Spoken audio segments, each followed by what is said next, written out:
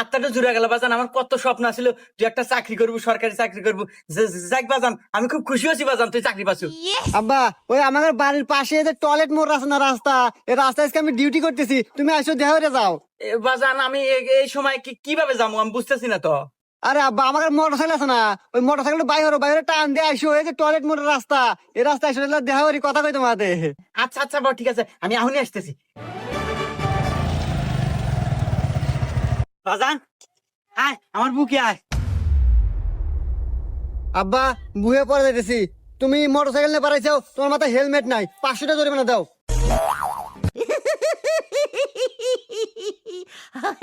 দাদা আমি কল তোর বাপ। দেখো আব্বা, আইন আইনের গতির চলে, আইনের কোনো বাপ মাও নাই, আইনের কাছে সবাই সমান, টাকা দিলি দাও, না দিলি জেলে নাও।